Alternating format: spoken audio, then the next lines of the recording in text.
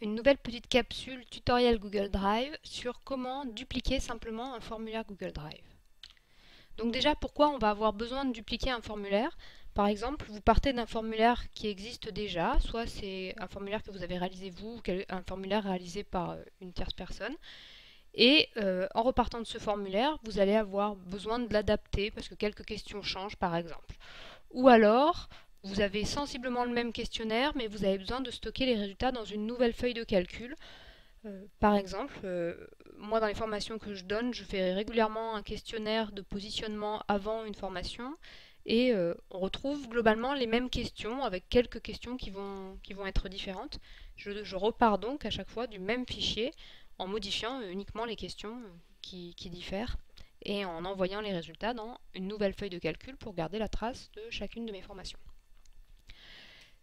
Également, quand vous avez un formulaire qui est déjà existant et que vous voulez le réutiliser pour un autre usage et donc régénérer une feuille de calcul propre, ça sera globalement la même manipulation que celle qu'on va faire maintenant. Donc comment on va faire ça? Donc déjà, il va falloir aller se mettre à l'intérieur de notre formulaire Google Drive. Donc on va aller faire directement la manip.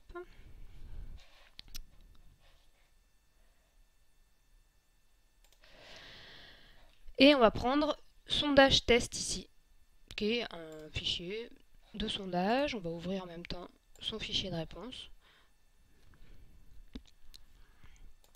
Donc un petit sondage usage numérique et besoin, tout simple, avec 4 petites questions, nom, prénom, discipline, public, voilà. Ce sondage, il y a déjà des réponses dans un fichier de réponse, ici on a Tom et Jerry et Olive et Tom qui ont répondu à notre sondage. Je veux réutiliser ce sondage pour cette fois ne pas sonder les usages à l'ICOF, mais sonder les usages par exemple à la SEPR. Donc qu'est-ce que je vais faire?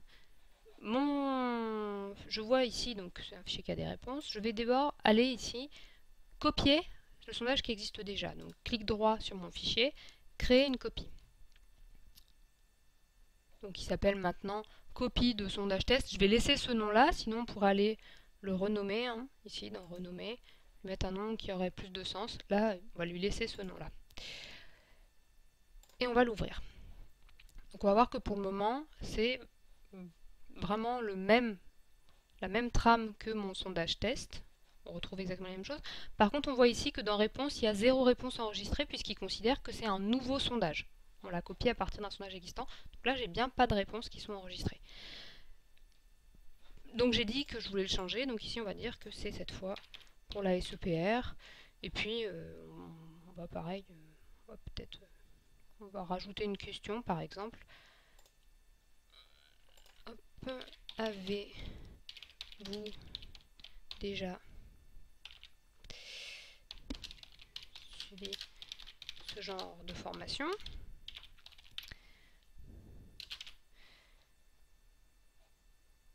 Une question de type liste. Et on va pouvoir répondre oui ou non. Donc voilà, on a une nouvelle petite question. Ce sondage n'a pas encore de fichier de réponse pour enregistrer les réponses. On va donc choisir ici une destination pour la réponse et lui demander de créer une nouvelle feuille de calcul que par défaut il appelle copie de sondage test, le nom de mon fichier, réponse. Donc on va garder ce nom par défaut pour plus de lisibilité. Donc on crée la feuille de réponse. On va aller donc ici recharger et puis ouvrir ce fichier qui va servir à rentrer les réponses. Donc voilà, on a ici bien copie de sondage test réponse. En ouvrant ce fichier, on va bien voir que pour le moment, il n'y a pas de réponse enregistrée. Donc on va aller enregistrer une réponse. On va aller enregistrer une réponse. Donc on affiche le formulaire pour nos tests. Et puis on va faire une première réponse. En attendant, je vais fermer celui-là qui ne nous sert plus. Donc voilà mon petit sondage. Donc on va mettre un nom. C'est l'utilisateur test qui enseigne l'informatique en BTS.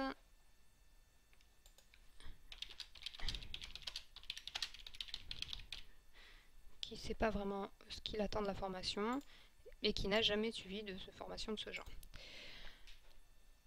On va voir que dans notre tableur ici pour collecter les réponses, on a bien la réponse de mon utilisateur qui vient de se remplir. On est content, on a donc bien réalisé un nouveau sondage à partir d'un nouveau formulaire à partir d'un formulaire déjà existant en lui créant un nouveau fichier de réponse. Si à ce moment-là on se rend compte qu'on s'est trompé dans notre formulaire, je me rends compte là à ce moment-là que j'avais oublié une question. Je voulais demander public concerné et je voulais aussi demander depuis combien d'années enseignez-vous, et j'aimerais bien avoir cette réponse-là après les disciplines. Donc je vais rajouter ma question. Donc c'est une question de type question ouverte.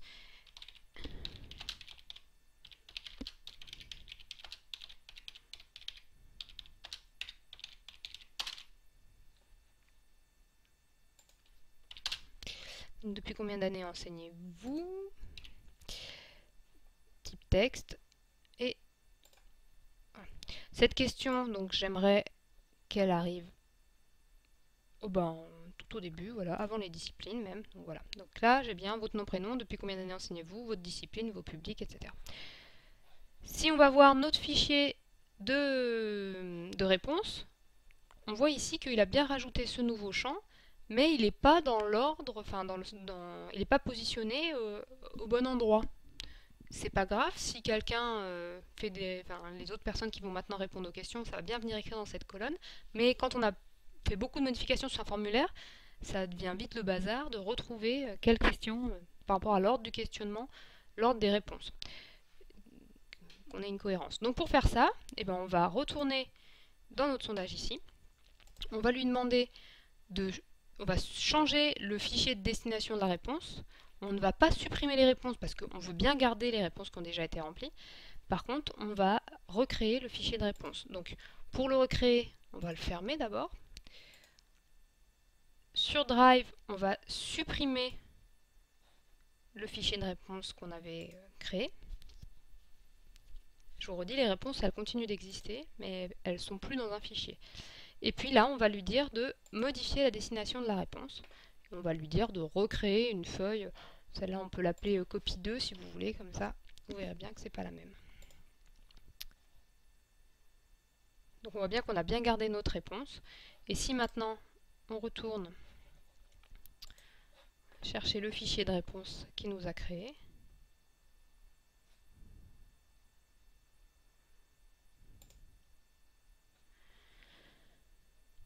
vous allez voir qu'on retrouve notre lisibilité, que ma question depuis combien d'années, elle est bien venue s'intercaler ici entre nom, prénom et discipline. Là, il est en train d'aller chercher les réponses pour re-remplir ce fichier de réponse.